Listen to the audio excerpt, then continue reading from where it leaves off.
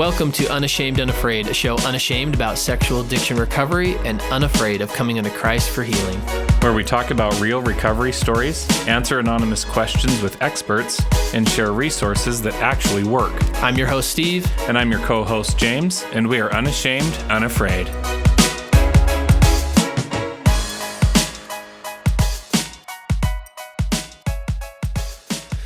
Jason, excited to be out of the cage? I'm so happy to be here. James? How you doing, man?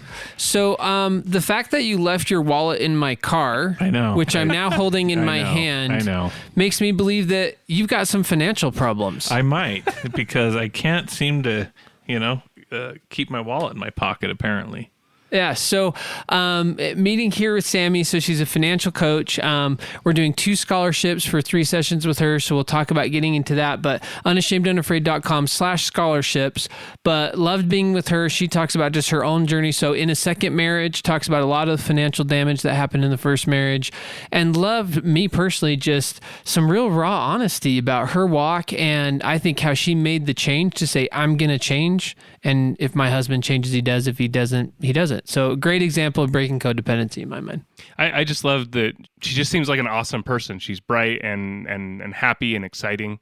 I thought this was a really fascinating episode because it's not our typical interviewing recovering addicts. We're talking to a financial advisor here, and it's just it was fascinating how we were able to relate things.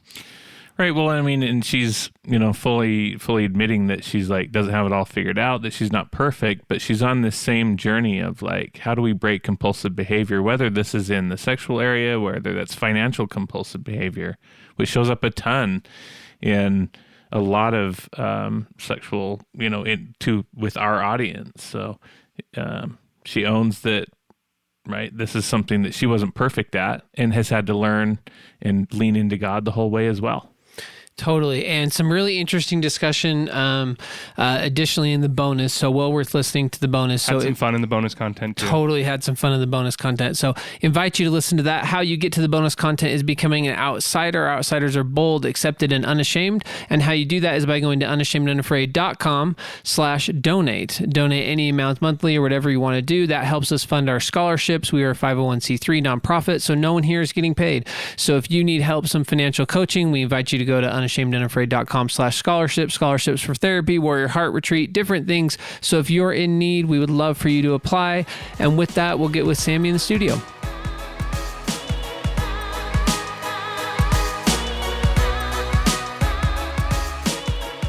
Sami, how are you? I'm doing great. How are you? Doing awesome. Jason? I'm here. We do let him out of the cage sometimes in front of the mic. He's been on good behavior, so you have him here with us. So I'm going to let you paint yourself into context. As we said in the intro, a little bit of a different episode for us. What am I, chopped liver? Well, we just did the intro that you were talking on. I wasn't talking on the intro. Because we haven't recorded it yet. Son of a bee. You going to cut that out? No. So, Sami, paint yourself into context. Tell us what you do professionally. Okay, so I am Sami Bingham, and I am a Dave Ramsey certified financial coach, and I do business under the name of Financial Behavior Solutions, and it's fantastic. I get to work with individuals and couples, and my elevator pitch is that I help people overcome their problematic money behaviors that cause them a lot of personal pain and stress. So it turns out that's a real thing. Yeah. We know a thing or two about problematic behavior. Is that knowing laughter, Jason? No, I don't know what you're talking about. What's the number one problem that people show up with? Let's start there. The number one problem that I see people make is not knowing where their money is going. Just a complete lack of awareness, honestly, I think is the number one issue. And I'm a big believer that you can't solve a problem unless you're aware of it. And so that's kind of the first step with most people, is helping them become aware that there's an issue, or if they know things aren't really working out, pinpointing what the issue is. And sometimes people want to face it and sometimes they don't. Wait, we were talking about sexual addiction or financial problems? I got confused because the it second sounds step so is similar. trust in God. The third step is hope. The fourth step is honesty, right? That's exactly They're the all same. intertwined so much. I mean, that's why my business is called Financial Behavior Solutions, because it's the behaviors behind money. A lot of people ask me if I'm like a financial planner or an advisor. And what I tell them is that a financial advisor will show you or help you determine how your money behaves, but a financial coach helps you behave better with your money. Yeah. No, I like that. So out of all the things that you could be doing in the world, why this? Well, I'll tell you. I guess I'll start from the beginning. I actually grew up in a very artistic family. My mom was a dancer and my dad was an actor and a director and an English major. And so I grew up starring in musicals and dance recitals and voice lessons. And I actually attended Salt Lake School for the Performing Arts. I dreamed about being on Broadway. I got a full ride scholarship to the University of Utah to study musical theater. And I just realized a year into that journey that it wasn't a very supportive environment. It wasn't as,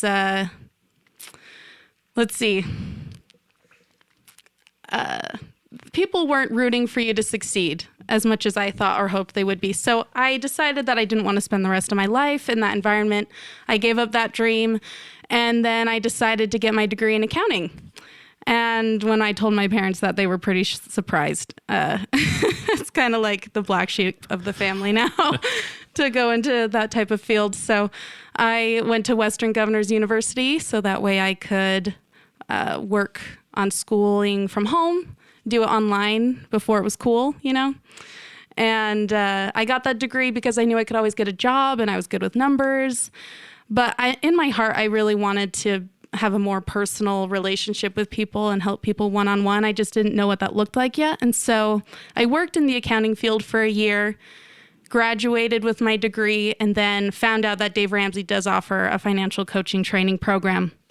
And when I looked into it, I just knew that would help facilitate exactly what I wanted to do, to help people. So I signed up for that and got my certifications, and that's what I've been doing for almost a year now. So, and the reason I wanted to help people with that, besides kind of my life history, I'm previously married, and in my first marriage, financial issues were a big thing.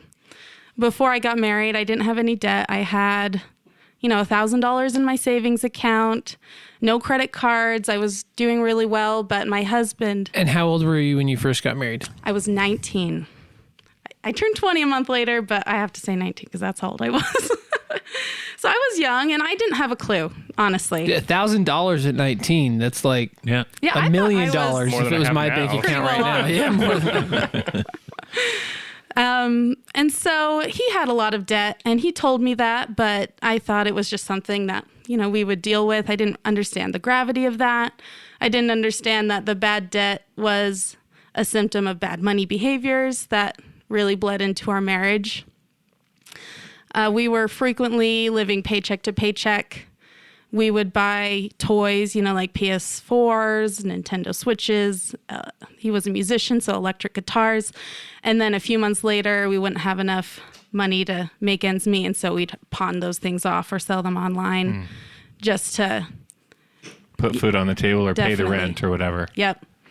And when I was in charge of the finances, I actually had read Dave Ramsey's book and was able to eliminate some of our debts. But as soon as I had my baby, my first child, I kind of let him take over. And I was a student full time, so I just was busy. He was the working man and I was at home with the kids, so I let him handle it and things just went downhill from there. Went back to the old patterns or whatever. right? Absolutely, yeah. And so it caused a lot of strain on our marriage, and there wasn't a lot of security for me. And financial issues are actually the most commonly listed reason for divorce. And Right. it's not surprising to me. Yeah. Well, and I would say I would say the most unlisted but probably accurate reason for divorce is some type of sexual betrayal, infidelity. That's talking to a lot of divorced people that are like, oh, I don't know. Something like that could have been going on. It was I didn't know that was there. So seems to be a correlation between those two topics. Yeah.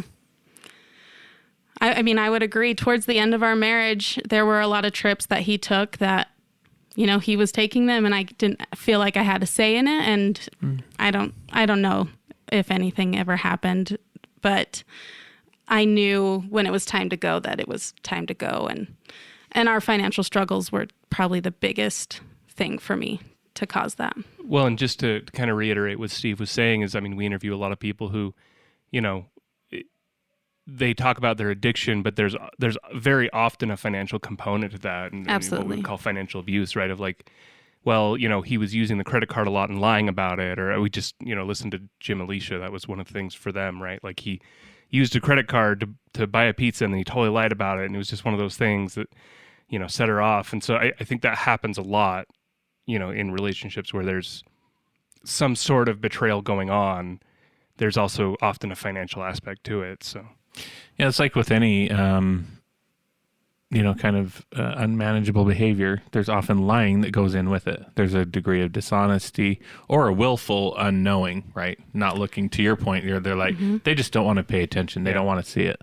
So it's some sort of denial that's going on around. It often branches out from, sexual misbehavior. There's often a lot of things going on, right? Yeah. So. Yeah. Yeah. I had one story of a man that he started shoplifting. And he's like, I don't even need it. It's just like that I can get away with it. And he's like, no, like this is just compulsive. Like, this is just another way. Compulsive behavior. Yeah, like this is just another way that I'm doing compulsive behavior.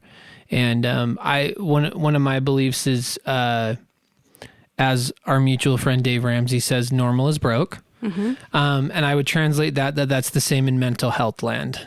And so I had a woman once. So shout out to Jane, you know who you are.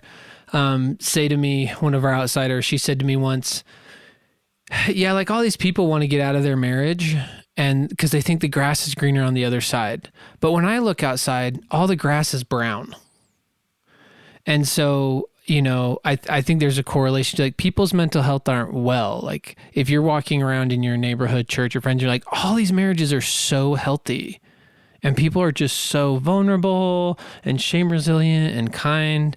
Like, dude, send me an email. I want to know where your neighborhood is, right? And I love my neighborhood. Like, I love my people, but people are people, right? And we got issues. And so I think there's just such a connection between when life becomes unmanageable, to your point, Jason, it's really hard to bucket that into, I share my story. I stole what I estimate to be, I don't even know the number, talk about keeping track of things. I was running my parents' apartment business thing. I stole like $10,000 to facilitate prostitution in my story. And so it just is so connected. It runs deep. Well, and to talk about, no one wants to talk about their personal finances. One of my favorite statistics to share is that the majority of people would rather show you what's in their underwear drawer than show you their personal finances. And I always get a chuckle out of that. But my favorite response was a woman that I met at a conference, and she said, I'd rather show you the underwear on my body than show you my personal finances. And so it really is a sensitive and touchy subject for a lot of people. And then to intertwine it with addiction and those behaviors. Why do you think it's such a sensitive topic? I think it has to do with a lot of different things. I think it has to do with culture and the way we're raised up. A lot of money behaviors and issues have to do with the lessons we learned from our parents around money. I also think that there is a fear of judgment, whether you're making too much money or too little, or you're not spending your money wisely and being irresponsible. And no one wants to feel, the shame put on them that they perceive by sharing that. I think you just said the word that I was thinking, but I think that it's the same thing with addiction. Nobody wants to talk about it because of the shame involved. Absolutely. And that's really what it is. I don't have enough money. I don't want you to know how much I have, or, whatever it is. It's all about that shame message. Yeah. And I guess I would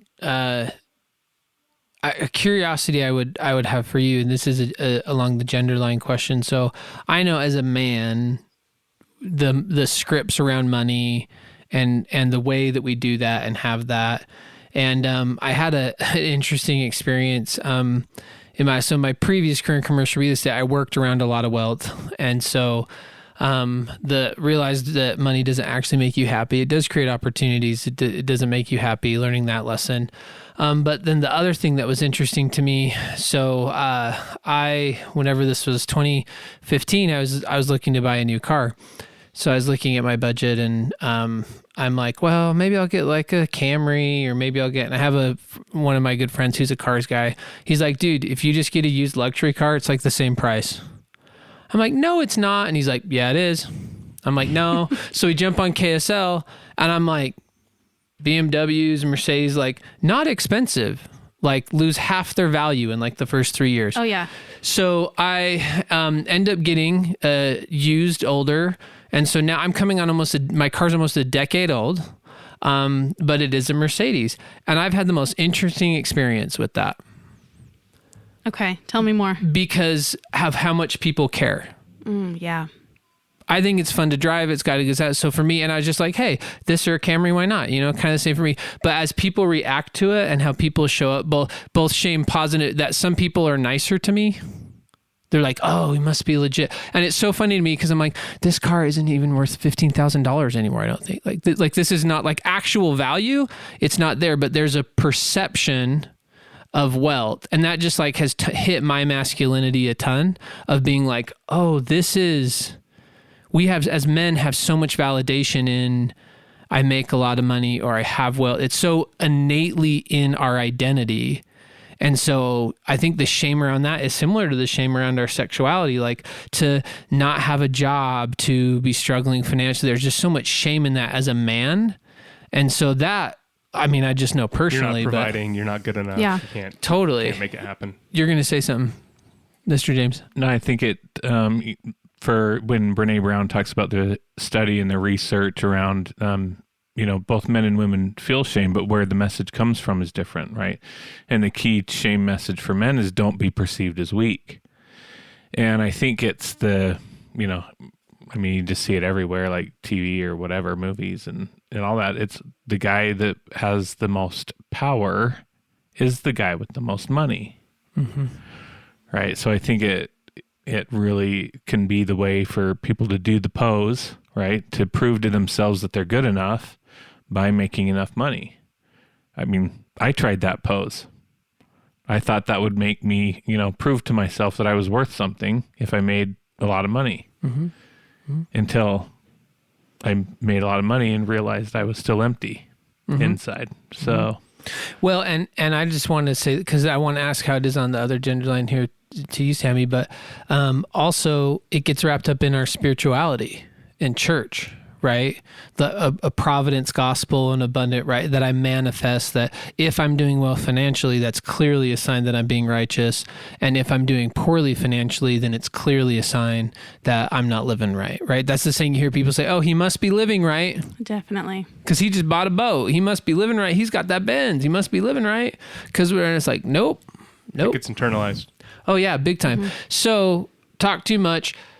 Tell me about to James' point, what the shame messaging is, what that kind of dialogue is for women.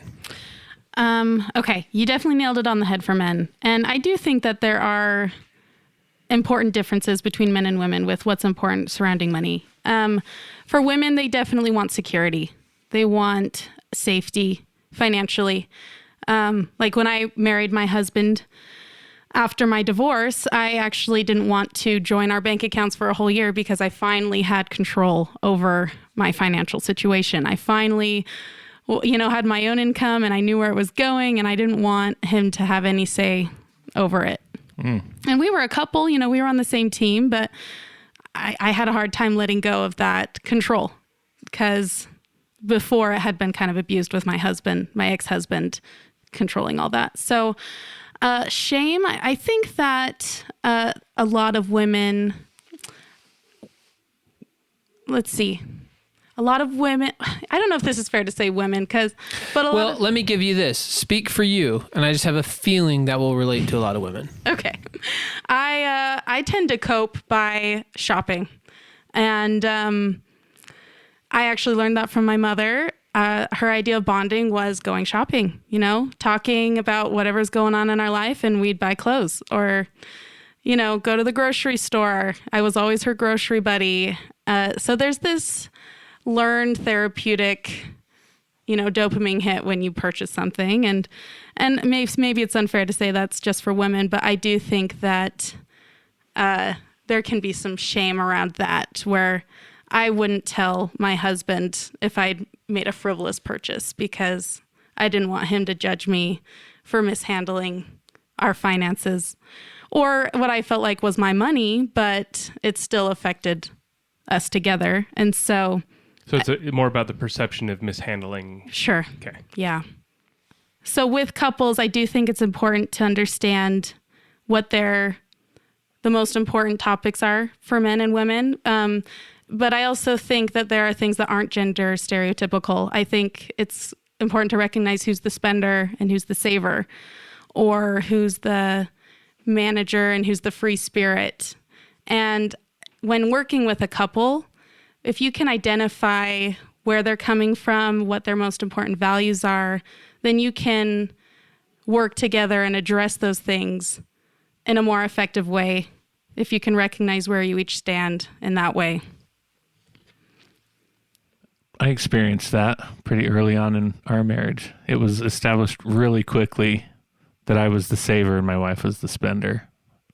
And that brought some tension for a little bit until we found a way to, I guess, balance that, manage that. But it wasn't comfortable. Yeah, it takes some work. For both of us, it wasn't comfortable. Mm-hmm. I had to learn to not control, to your point, right? And then she also had to figure out she calls it just respecting the money now, She developed a sense of respect for, the work, the money, the time that it takes to bring it in and, the stress and everything else. So for her, it came down to respect. Okay. So tell me, I'm curious for you. So one of the biggest things that happens with what I would call larger definition relational trauma, which I want to lean with you about your story, is so the buzzword we're using in sexual addiction land is betrayal trauma, right? I was betrayed by my spouse, but this happens not just sexually, right? Relational trauma is I should have been able to trust Jason to set up the audio stuff, and I come down here and all the equipment's gone and he left me a note saying F you. Mm-hmm. Right. And I'm like, oh man, I really trusted him. Right. That would be audio betrayal, if you will. And so looking at, because one of the topics that I always hear come up with couples is safety. And so I guess that's one of the questions I would ask you is, because you said in my second marriage, right, being here, like, I don't want to even join the bank accounts. And so to me, that sounds like it's about safety. Yep. So for you, tell me what happened with the safety in your first marriage. So I think there are definitely levels of financial abuse. You can go all the way up to complete control of bank accounts, no access for the spouse, gaslighting on where the money's going. You don't even get enough money to buy food. Totally. I control everything. I think that is a pretty large red flag. You won't normally see that right off the bat. I think that happens progressively. But I think what I experienced was probably more subtle. I'd ask him about if a bill was paid and he would say it was when it wasn't. And he had to find a way behind my back to pay it, or ultimately come out and say, we need to sell some things, or I need to work a few extra hours. There were also... So like our first Christmas, I gave him an electric guitar. It was pretty expensive. It was probably the most expensive gift I ever bought for someone. And it was like a representation of my love. And within the year, he pawned it off to pay a bill. And that broke my heart, honestly. And that happened more than once. He bought a guitar at the birth of each of our children, like we have baby pictures of them with the guitars, and those guitars are gone, you know? So what did that do in your heart space? Just totally devastated. I mean, I felt like nothing was sacred, you know, and then it becomes, you know, a reflection of what my value is to him, since that was a gift from me. And that also is just so damaging on a self-esteem and feelings of love between a couple and connection and safety. And yeah, memories like that are sad. I mean, to me, it makes sense why I was so worried about combining bank accounts when I got married again. And just, I gave my ex a lot of trust. And I do think that there was a part of me that didn't want to know. I think I knew maybe things weren't being handled well based on his actions, but it felt too overwhelming to me to begin the process of taking it over. And I think a lot of people get overwhelmed.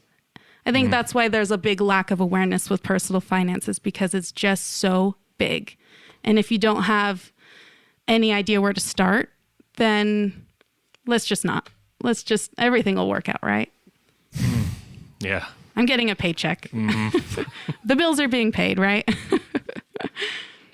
But that's what I like to address with people, because I talk to two different types of people. And the first group is, will say, oh, you know, that's great that you help people. I'm doing fine. You know, I get paid. I cover all my expenses. You know, I'm not hurting.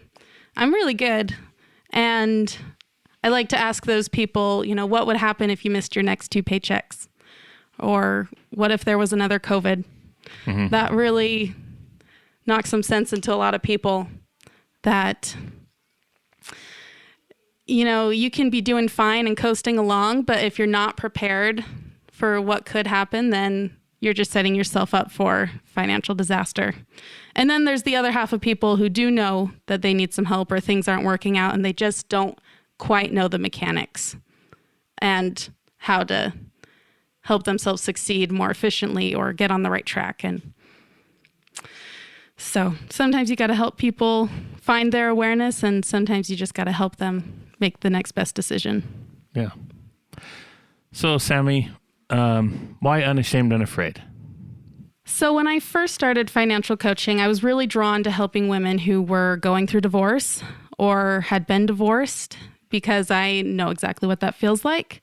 I know what having collectors call you because all of the debt from your marriage is in your name and you're fully responsible for it, because you can't legally make someone pay for something that is under your social security number. So I know what it's like to have a car repossessed. I know what it's like to file bankruptcy because of the divorce and all of the financials being on your shoulders. And I didn't want other women to have to carry that alone. But as I've gone on, I really just want people not to experience that at all. I'd really like to help people before they get to that point. I'd really like to help couples figure things out together. And I think there's something to be said that working on your personal finances with your spouse can actually be very healing for, especially I can imagine for a couple that has been through infidelity or betrayal. I think that working on your personal finances can be a really good ground level of reestablishing trust. And Dave Ramsey recommends actually joining your bank accounts. And I think there's a couple reasons for that. It's because there is total accountability. You know, it helps with making sure there's no secrecy and being aware of what's going on. It also forces communication. And I think when there's consistent communication and evidence that there's honesty, then that can help rebuild trust. And I think that's an awesome thing. That's my train of thought. No, I love it. So just because it made me smile so much, we got to go here. Okay. So I get, emails from people from times to times. Might be one of my favorite emails I've gotten out of the blue from someone. So I'll just read this first paragraph that I got from this woman named Sammy. Hi, Stephen. My name's Sammy. I've been listening to your podcast quite a bit over the last 2 to 3 months, and it has been both wonderful and horrible at the same time. While it frequently brings up painful emotions for me, it equally enables me to find hope and peace in my personal life and for others. I've been incredibly grateful for the stories and insights that you have shared through this medium, even though sometimes, to be completely honest, I don't like you very much. So, just tell us about that. Sometimes you rub me the wrong way, Stephen. So tell us about both sides. Well, I know that's true. Yeah, that's not, you get that on the regular. None of us can relate at all. that's not news to me. But so tell me about the love-hate with myself, Unashamed. Give us both sides. Right, the podcast, all the things. So, as a woman who has been betrayed, it's very painful to revisit those feelings through someone else's story. And, just the empathy comes out. I feel like I'm living what others are living, and it's painful. But there's always hope at the end of every episode and the light. And I think that is so wonderful. It keeps me coming back and listening to another episode. And I actually see myself on both sides. I've been betrayed, but I also have been able to recognize through these stories that in some ways I am an addict. And maybe I'm not watching pornography, but I am acting out sexually in ways that aren't conducive to building up my relationship with my husband. And I've been sober I'm not keeping very good track, but I've been sober since I started listening to the podcast because I don't think I thought I was an addict before I listened to these stories. And then when I was able to hear how other people dealt with something and really decide what my values were, it became a lot easier to change what I was doing on a personal level. And so I can just relate to every episode, to something that's happening, whether it's the childhood of a husband and the abuse that he went through, or the pain of a wife who's been betrayed. There's just something I take away from every episode, and it's painful and it's wonderful at the same time. So that's what I was trying to convey with that email I sent you. As you conveyed well. So the last place we want to go is because we don't think sexual recovery really happens without God showing up. And in the words of one of my favorite people, Magic Mark, he says his definition of grace is when God and us meet. And so I know people have different views around, so not any specific church, that thing, but looking. So for you, how has, in your first marriage, where were you at with God, right, through the betrayal and all of that? And has that changed for you as you've tried to, obviously got out of that relationship, starting your new marriage, healing? Like, how has the relationship with God changed for you? I think that I distanced myself from God a little bit. Before I got married, my first time, he and I weren't talking at all. I used to act out sexually with men a lot, and I felt completely unworthy of love, and so it didn't make sense for me to be at church. But once I got remarried, I knew I had that testimony inside of me I couldn't deny, and came back to church and became closer and closer with God. And as I grew closer to him, I watched my ex-husband detach from that. And I felt like I could only rely on God at that point. And once I initiated my divorce, that is probably the lowest I've ever been. Like, I hit rock bottom as far as grief and pain. I never thought I would ever go through something like that, but Jesus was my rock. when I hit rock bottom, he carried me and lifted me up, and I no longer felt those burdens on my back. And he and I have been pretty tight ever since, honestly. I mean, sometimes, I have a prayer with him where I'm swearing at him a little bit, but we get through it and we come back together. I think he can handle those. Yeah. I think if anybody can handle it, it's him. Yeah. So to a woman who is in betrayal, and this financial episode's really hitting home, what would you tell her? Because you're in a place of unworthiness, saying, I don't want to look at it, I don't want to see it, not showing up, to, totally transforming, right? Having the courage to say, hey, husband, change or I'm out. And you didn't want to change, and so you were out. And so to someone still back there in that place, what would you tell her? I would tell her that you're stronger than you think you are. And you can do hard things. And the pain is just a moment. It feels like it encompasses your whole world when you go through it. And so sometimes the temptation is to avoid it at all costs. But there's light on the other side. So with and when people come on, you've shared a lot of your personal stories, so we're going to give you that piece.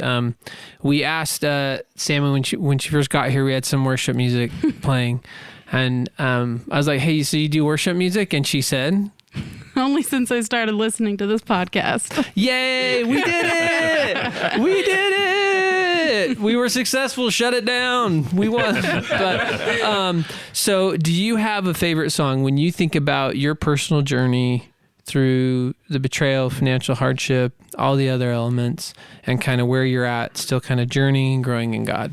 You got a song? I do. If you'd asked me 2 months ago, I wouldn't have. But then I finally gave in, started listening to worship music, finding where my jam was at, and I do have a song for you. It's called Be Loved by Judah, and I think it really represents my longing with God to feel his love for me. And it's the one song I played on repeat, for a 2-hour-long car drive, and that's the song, right? Yep, that is the song. Sammy, thank you so much for being with us. Thank you for having me. Thank you. James, I acknowledge your presence, and I'm always grateful deeply in my heart for it. Thanks so much, man. Jason really needed that validation. Oh, sorry. Yeah, today. we're still validating We're you. still Oh, okay, James, sorry. yeah. All right. Anyways, we're glad so you can edit. Jason can edit him out. Jason, thank you for coming out of your cage. If you wouldn't mind, get back in there and edit some episodes for us. Slam that door. And I'm excited. So as we said at the beginning, 2 scholarships that we're giving away to do a 3-session package with Sammy. So if this is resonating with you and some coaching around your finances and getting that more in alignment feels like that's a next step for you in recovery and in your healing, absolutely, we invite you to go to unashamedandunafraid.com/scholarships and apply. And also, if you have in the space also feeling here that you would like to donate and create scholarships and help us do that, we are a 501c3 nonprofit. All of the money that we raise goes to scholarships. So you can go to unashamedandunafraid.com/donate. We invite you to follow us on social media at unashamedandafraid. And Sammy, they are finding you. You can find me at ramseycoach.com/financial-behavior-solutions. You can find me under my business name on Instagram and Facebook. And I post there with what I'm doing. Which your business name again is? Yeah, give us the at Financial Behavior Solutions. Awesome. And with that, be loved.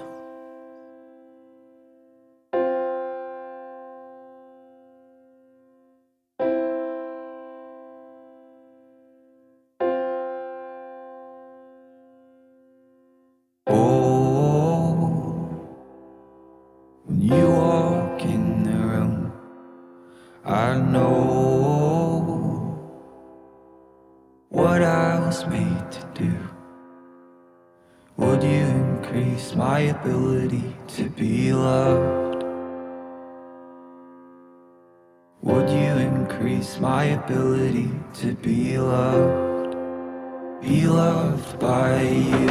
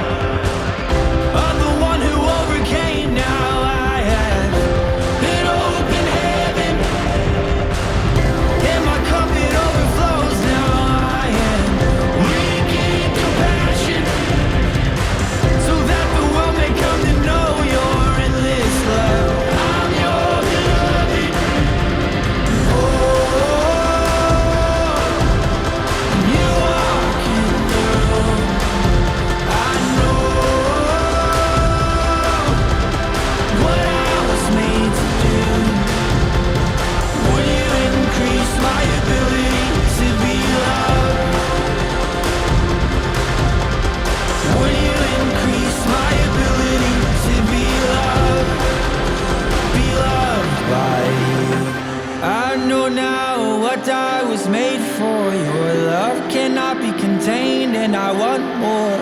Open up my stubborn gates and unlock the doors. I'll let your love come in. I know now